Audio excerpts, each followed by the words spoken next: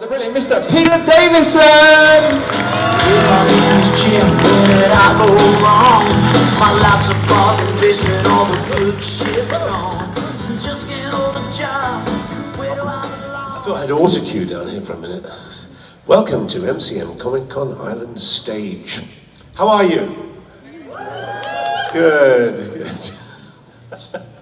I'm not going to try and... That microphone speaker doesn't like me. Right, so who would like to ask Peter a question? If you do, stick your hand up and I'll bring the microphone to you. So we'll start with this lady here. When you were in Law and Order UK, like I asked you earlier, how did you prepare for that? Because I say you had to learn like a whole lot of legal terms and things like that. Yeah, I did actually, I'm not just saying this, I did actually quite like Law and Order UK because I liked the way it was procedural. And that's all you knew about those people. They were literally, you saw them at work, and obviously it was based on the American series and rewritten for Britain. I met with someone from the Crown Prosecution Service who was advising the series, and it's just very interesting how that job is almost more political than anything else. You know, he's a member of the prosecution service, but he has to quite often make decisions which are based on, you know, how much the public will hate the CPS if they get it wrong. If they waste enormous. You can just have to look at headlines when, you know, they spend enormous amounts of money prosecuting a case, it falls apart.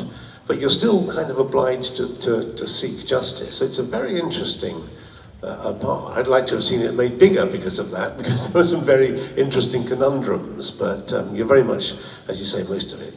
Actually not dissimilar to some of the gobbledygook you might end up speaking in Doctor Who, actually. You never quite understand what you're saying, but you have to try and make it sound believable. And we have a question for a young man here. Hi Peter. I was just wondering, since all the doctors had a different kind of fashion sense, I was wondering, when you were first cast, did you have any particular input into the costume? Yeah, I had input. I didn't really have any control. They asked me what I thought, and I suggested the idea of a cricketing outfit, that it might be based on that, mainly because John Nathan Turner had said, we want something eccentric but that is sort of younger. And I thought cricket pretty much matched the idea of an eccentric game. So they went away and they came up with my outfit. And I probably would have done it differently if I'd had my own choice. You know, I would have preferred a more off-the-peg look, that he'd gone into the TARDIS cloakroom or wardrobe, whatever you like, and picked certain things off the peg. But it was very comfortable. I was very happy with it. I wasn't quite entirely convinced by the question marks, but then none of us were really. But John Nathan Turner was very keen on the idea, and you either like them or you don't. But I was happy to carry on. I didn't complain about my costume at all. A question for a person at the front. How much of a collaboration was working on the Five-ish Doctors? Because a lot of it I know you had to do yourself, and it was absolutely fantastic. And the second question is, your Doctor is kind of known for being the one that is able to step back and listen and let someone else into the limelight. Is that something that you try to do on set with your companions? First part of your question, yes, it was a collaboration in the sense that I needed everyone's collaboration to do it. I think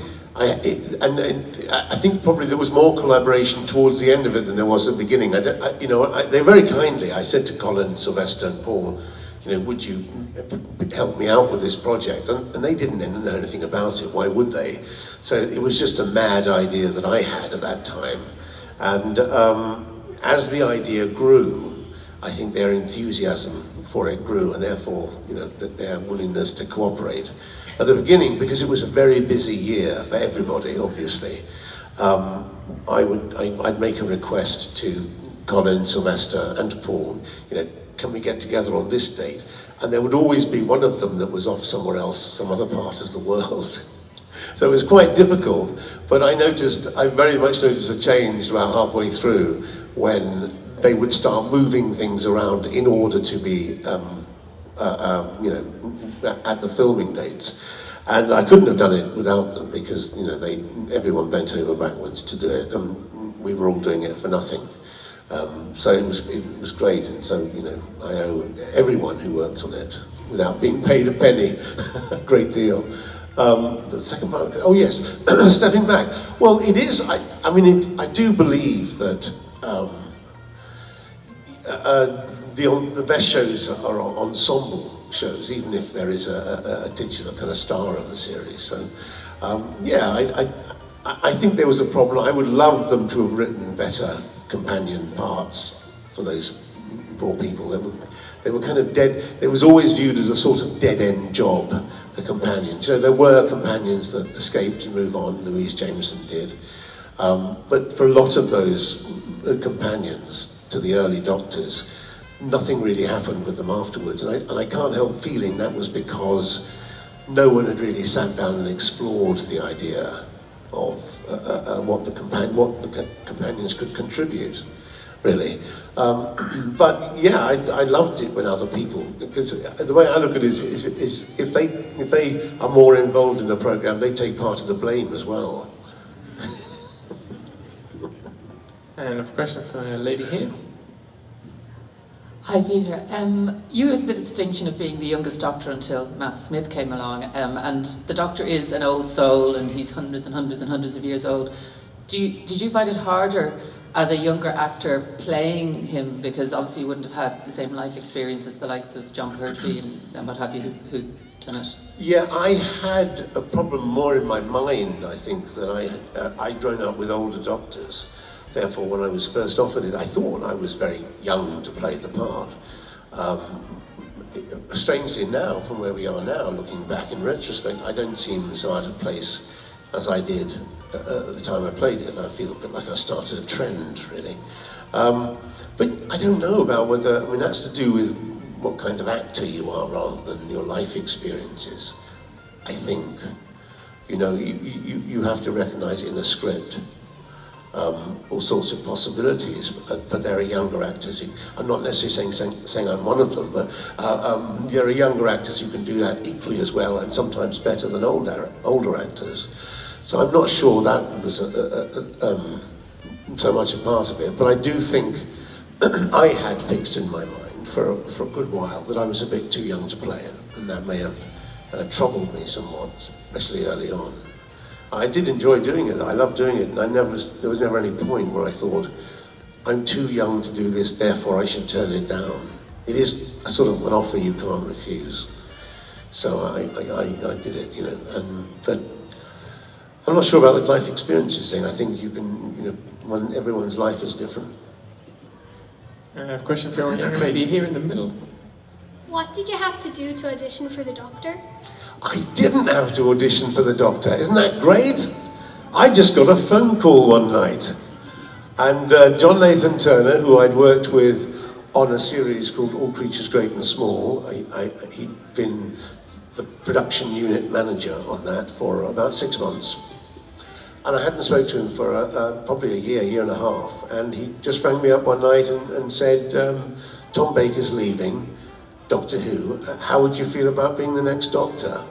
And there was a big long silence on the end of the phone from my end, because I just didn't know what to make of it, referencing the last question, really. But he invited me out for lunch, so I knew he was serious. And eventually I realized that, you know, it was too good an opportunity to turn down. But I was very lucky. I had no audition for that job. We have a question here on your right. How did you feel when you got the sonic screwdriver? How did I feel? Well, I was sort of looking forward to it, and then I realised fairly early on, because I read the script of The Visitation, that I wouldn't have it anymore because they were going to blow it up. Yeah, it was a bit sad, but I think he was right, really. John Nathan Turner's view was that the sonic screwdriver was iconic, but it was too easy. It got the Doctor out of virtually any problem. You know, if there was a locked door, he just pointed the sonic screwdriver at it and it would open. All sorts of problems could be cured by the sonic screwdriver. So he felt it was better if I didn't have one and got by with what happened to be in my pockets. I don't think that idea was followed through as well as it could have been, you see. So I was given, in the first story, all sorts of things, like bits of string, cricket balls, all sorts of stuff. And the idea was that I would use those things in some ingenious way, yet to be determined, to make my way through a story. I don't think it was really followed up quite as well as it could have been. You know, at the time, I didn't worry too much about not having a sonic screwdriver. But when the series came back, and every Doctor seemed to have his own sonic screwdriver, I felt a bit left out. So I was very pleased when someone did mine. Doesn't make the whirring noises the other one did, though, so that was a bit depressing. We have a question for a young lady here. Given that, you know, you're obviously a great director and writer because you did the Five-ish Doctors reboot, would you be interested in directing or writing an episode of the new series? And if you could, what monster would you want in it? Oh, I'd like to invent my own monster. I'd love to. I'm not sure whether I have the patience to do it. I enjoyed doing the Five-ish Doctors immensely, but it was my project. I had written it, I was directing it, I was kind of in it, and I was incredibly stubborn about what was left in. And I heard stories, many stories, and it's not only Doctor Who, about directors, they don't really have that power. You know, basically the producer tells them what they're going to cut, how this is going to be cut together. And I'm not sure I'd have the patience for that. I think I might be a bit too stubborn, a bit too, you know, I'd fall out. I've had arguments with Stephen Moffat up and down the corridors, or whoever follows him. So I don't know, I'd love to in a way. I have to say, I haven't had an enormous number of offers. Isn't that extraordinary? Why not?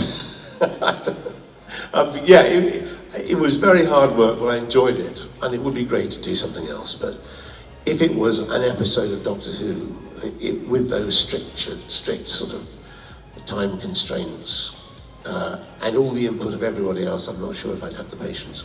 Now been able to do with the Big Finish audios, like any monsters you wanted to meet that you've been able to now meet in the Big Finish? I'm not sure about any monsters I'd like to meet.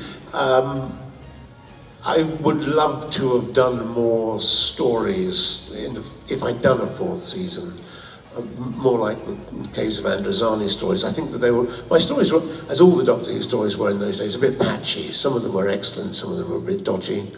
I'd love to have done a better season, really.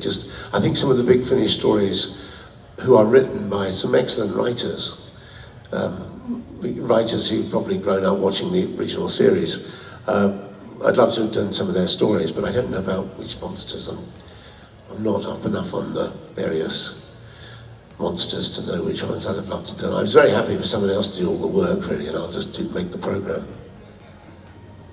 I have a question from the gentleman here. Hi, Peter, how are things? Just wondering, given your ongoing and remarkable career, that you've done so many things, from drama, science fiction, comedy, you know, absolutely everything. First, thank you for Tristan, very, very much. Thank you. Thanks, Tom. Are there any other projects, maybe you can tell us if coming up, or things like that, or things that you would like to do that that you have yet to do? You know, things that you would have a desire to do, given all of the varied things that you've done, which have been very, very good.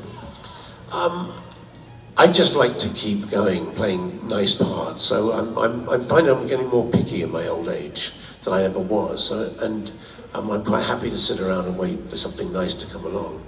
There are so many series. I love doing The Last Detective and something like that. I'm a bit too old now to be a detective working, aren't I? I'm actually a retired detective. I don't know. But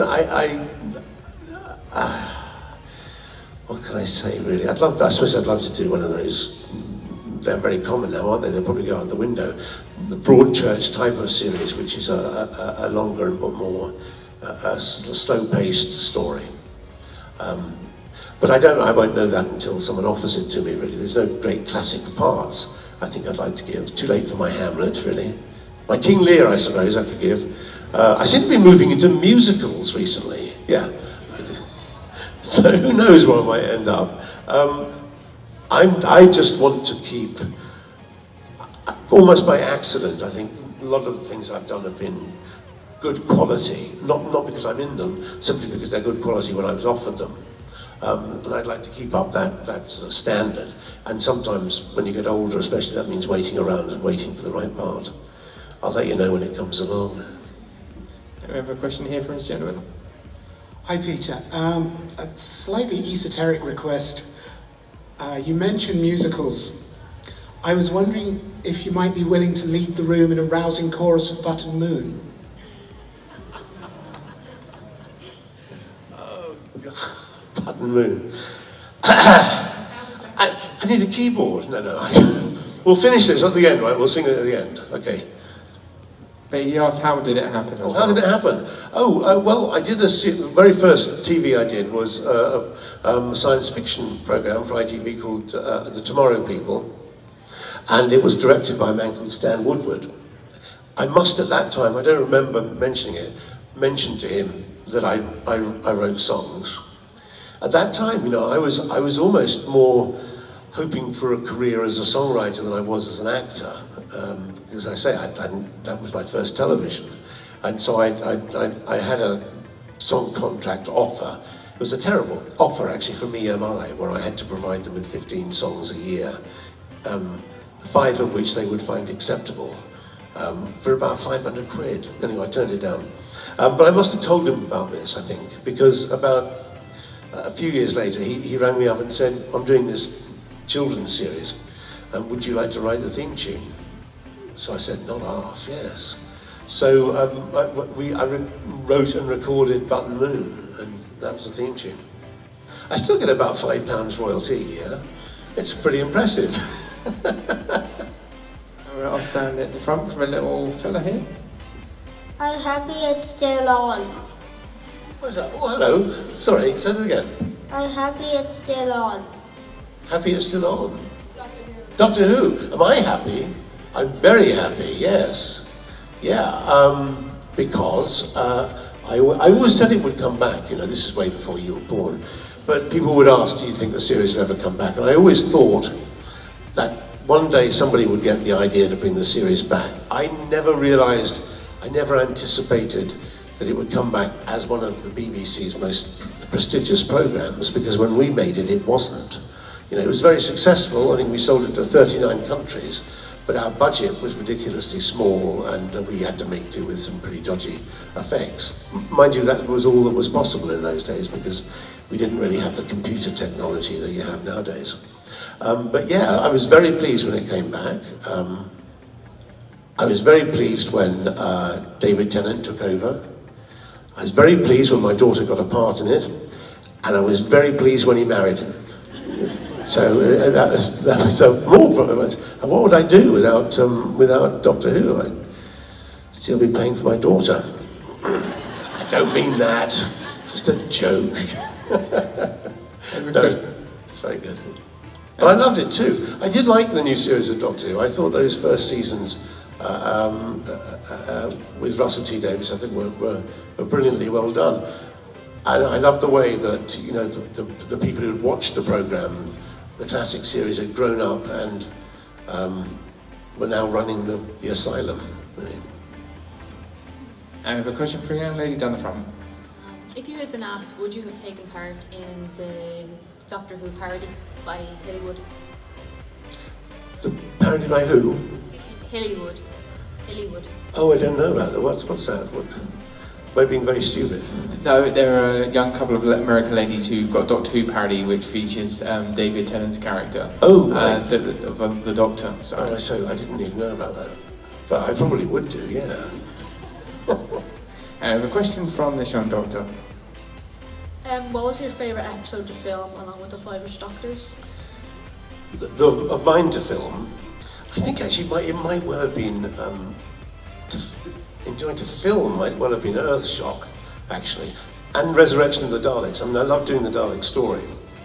I got to push a Dalek out of a window. It was very exciting. There's no finer feeling in life. It's something you should search after, pushing a Dalek out of a window. And it blows up when it hits the ground. It was fantastic. Yeah, because you feel a bit like an action hero. Both in that and in Earthshock, which I thought looked very good, because it was a studio-bound story, really, but for the most part, we did have a bit of exterior. But the tunnels I thought worked very well, and I love working with the Cybermen. And I just felt, I was defusing a bomb, things like that. I blew up Patrick. No, that wasn't fun. So I felt like an action hero on both days, Resurrection of the Daleks, face-to-face confrontation with Davros. They were exciting. We have a question for your man here. Hi, Peter. Hi. Hi, just wondering, being a doctor yourself, do you have a favourite Doctor Who from all across the whole series? A favourite Doctor Who? Yeah. Well, my doctor, really, if I'm honest, is Patrick Troughton. Obviously, I have a certain affection for the 10th Doctor, but I think if I'm honest, it's the Doctor you kind of grew up with, isn't it? And Patrick Troughton, I watched William Hartnell as well, who I loved, but Patrick had, in many ways, the most difficult job. No one had thought of the idea of a regenerating Doctor, and all those people who were used to William Hartnell were horrified at the idea of someone else playing the part. But after that one episode, his first episode really, we all warmed to Patrick in such a way that he sort of imprinted himself on our memories. A question for the gentleman here in the middle. Hello, Peter. Hey. Speaking of the 10th Doctor, I really loved your performance in Time Crash. Thank you. In that, David Tennant had a big monologue, which was basically a love letter to your Doctor. How did you react to that, and when did you first read or hear that monologue? Well, a few months before, I was doing a show in London called Spamalot, and we'd become quite friendly with Stephen Moffat because we share a very similar surname. In fact, in real life, and we each have two sons. His are Josh and Louis, and mine are Joel and Louis. So through mutual friends, we got to know each other. And he came around for Sunday lunch one day and said, would you consider doing this little bit for children in need? And he gave me the script, and I read it, and I thought it was fantastic. It was a brilliant script because it worked on. It worked as the 10th Doctor, remembering being the 5th Doctor. It worked as David Tennant. He drove me down to Cardiff and we filmed it over the course of a Sunday. But it was great. I think we both went so fast at this thing. I think Stephen Moffat thought it would be about 5 minutes longer, but we spoke so quickly. It was a little shorter than it should have been. We have a question for a gentleman in the front. Just referencing other doctors, Colin Baker said his favourite aspect of Big Finish audio was that the jackets still fit. What was your most enjoyable part of it? His jacket still fits because he had a new one made that was bigger. Bless him. Yeah, no, that's very true. You do. It's interesting. Because people keep asking, was it difficult to go back to the 5th Doctor? I have to be honest with you, I made absolutely no allowances for the fact that years had passed. I still saw myself as that, 31-year-old doctor running up and down corridors, and still do. But I don't try and change any other aspect of it. So yeah, we are in denial. When we go into those sound booths at Big Finish, we enter a strange space where we're in complete denial about what we actually look like. And because there's glass between the booths, sometimes if the light is angled wrong, you will actually get to see yourself while you're acting, and it's very disturbing. I wish they didn't. I keep begging them not to do this. When we do them, they insist on taking photographs of us, which they put, I think, on the inside of the covers. I wish they wouldn't take them of us, because I don't want you lot ever having, if you open your nice little CD, you actually see what we really look like. I mean, I know you do know that anyway. But then you have to listen to the tape, and I'm afraid that you'll have that picture in your head of us, on the photograph. It's a bit like the Archers, So we all have when I listen to the Archers, I have my own idea of what they look like, and it's so completely wrong. We got time for one more question from this lady here. Hi. What were kind of your first thoughts or feelings when you heard that Doctor Who was cancelled in 1989? Well, I could see it coming. It was not to do with the program itself. It was to do with one man's attempt to rid the BBC of Doctor Who, and to rid the BBC of the producer of Doctor Who more correctly. So he tried with Colin, and then he did it eventually with Sylvester. It was a shame, but it would never have blossomed into that under that hierarchy. So I didn't. It was a shame. It was a disappointment. But maybe I think a lot of people thought maybe that's what it needed, as long as it came back, which it did. You know, it would not be the program it is today, or was when it came back, if it had continued through those years that it was off the air. It was the reinvention of it which brought new life, I think, to the program. Because it would have stayed, it would have remained where it was in the scheme of things. In other words, a sort of a program that earned the BBC lots of money, but they put no money into it.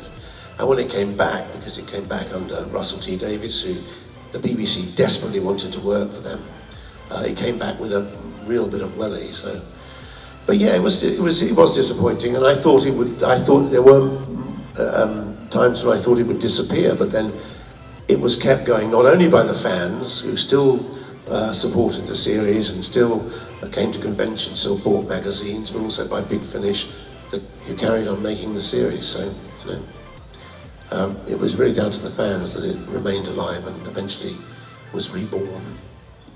That is all we have time for, except there was something that someone promised. So am I going to start from the wrong key? Bum, bum, bum, bum. We're after Button Moon. We'll follow Mr. Spoon. See, no one really knows it, do they? Button Moon, Button Moon. That's all I'm doing now, because no one else is joining in. I want a rousing chorus. Have I just earned myself a royalty? You might. Oh no, no one's ready. Ladies and gentlemen, please give it up. Thank you very much, everybody. Thank Peter you. Davison. And Peter will be signing over the signing area today. If you wish to go and see him and get something signed and ask him any more questions. Up next, we will be talking to the voice of many video.